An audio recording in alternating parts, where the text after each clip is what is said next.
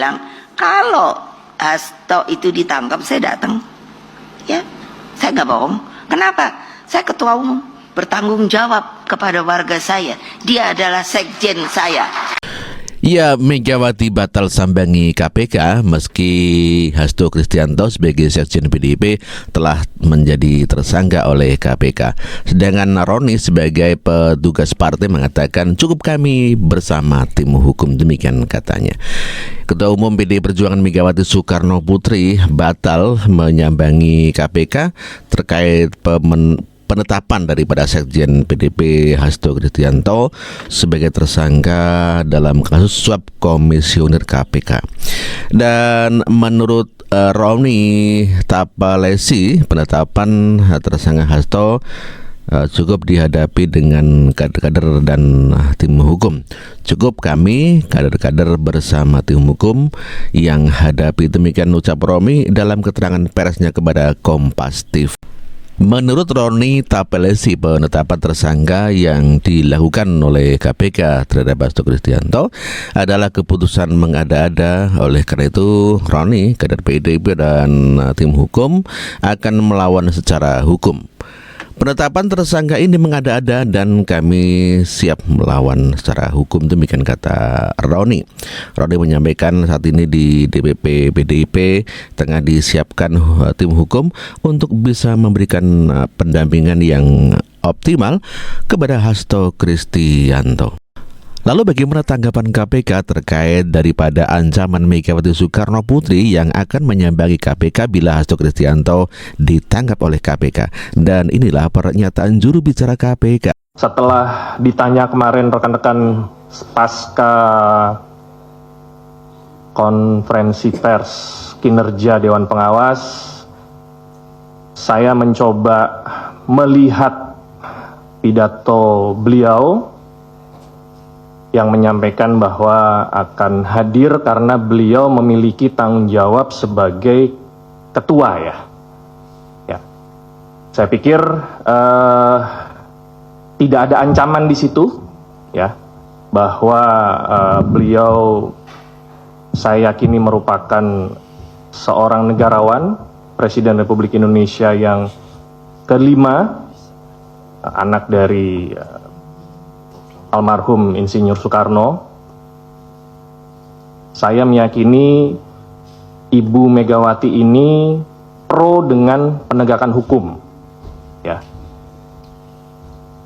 Sangat tidak masuk akal bagi saya, makanya kemarin itu apabila ada narasi yang mengatakan Presiden Republik Indonesia yang kelima ini mengancam KPK. Tapi ternyata setelah saya lihat videonya tidak seperti itu.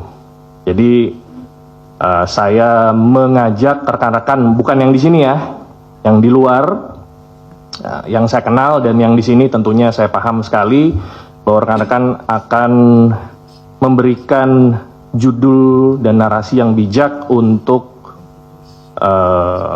persatuan bangsa ini.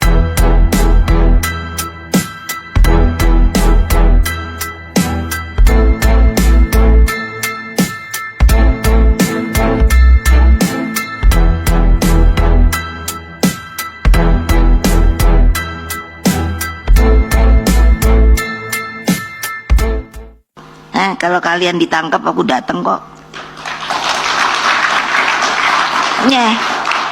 Lo iyalah, masalahnya perlu dengan saya, dirimu juga harus berani dong. Demi apa? Bangsa dan negara. Waktu Pak Hasto katanya mau dipanggil, apa mau ditahan, saya bilang, Kapolri, gitu karena nggak mau ketemu, saya ngomong terbuka. Kalau dia ditangkap, saya hitung, apa namanya? Itu siapa yang gara-gara kamu mau ditangkap nih, siapa namanya? Tuh Harun Masiku. Itu tahun 2019. Coba ayo ahli hukum berani hitung berapa semuanya yang ditahan. Siapa nih sampai tahun segini nih, ayo. Kan semuanya diblok. So, what do you do? Gak ada yang berani, nggak berani. Saya bilang kalau Hasto itu ditangkap, saya datang. Ya, saya nggak bohong. Kenapa? Saya ketua umum, bertanggung jawab kepada warga saya. Dia adalah sekjen saya. Kami menduga adanya upaya pemidanaan yang dipaksakan, kriminalisasi, mengingat KPK tidak menyebutkan adanya bukti-bukti baru dari pemeriksaan lanjutan yang dilakukan sepanjang 2024. 5. Dugaan kami pengenaan pasal obstruction of justice hanya formalitas teknik hukum saja.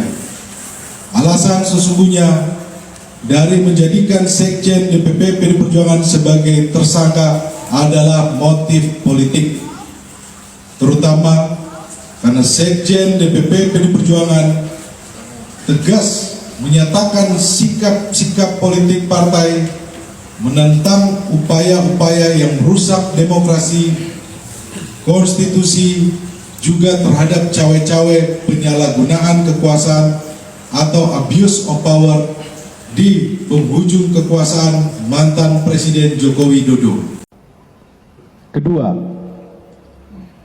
kalau kita cermati lagi, pemanggilan Sekjen DPP PD Perjuangan ini dimulai ketika beliau bersuara kritis terkait kontroversi di Mahkamah Konstitusi tahun 2023 akhir. Kemudian sempat terhenti, lalu muncul lagi saat selesai pemilu, hilang lagi. Kami menduga memang kasus ini lebih terlihat seperti teror terhadap Sekjen DPP PDI Perjuangan. Dan keseluruhan proses ini sangat kental aroma politisasi hukum dan kriminalisasi. Beberapa indikasi yang dapat dilihat antara lain: pertama, adanya upaya pembentukan opini publik yang terus-menerus mengangkat isu Harun Masiku, baik melalui aksi-aksi demo di KPK maupun narasi sistematis di media sosial yang patut dicurigai dimobilisasi oleh pihak-pihak tertentu yang berkepentingan. Kedua, adanya upaya pembunuhan karakter terhadap Sekjen DPP PD Perjuangan melalui framing dan narasi yang menyerang pribadi. Ketiga, pembocoran surat pemberitahuan dimulainya penyidikan atau SPDP yang bersifat rahasia kepada media massa publik sebelum surat tersebut diterima yang bersangkutan.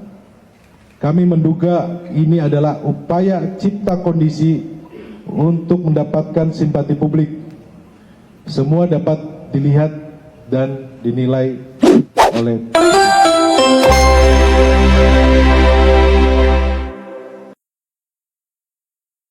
Penetapan Sekjen DPP PD Perjuangan ini mengkonfirmasi keterangan Ketua Umum PD Perjuangan Ibu Megawati Soekarno Putri pada tanggal 12 Desember 2024 bahwa PD Perjuangan akan diaut-aut atau diacak-acak menjelang Kongres ke-6 PD Perjuangan.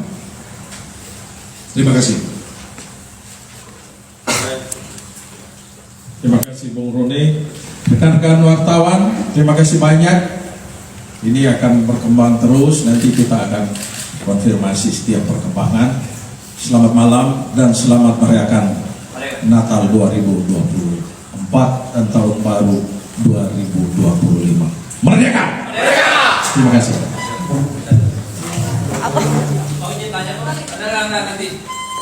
Tidak ada pertanyaan. Tidak ada tanya jawab.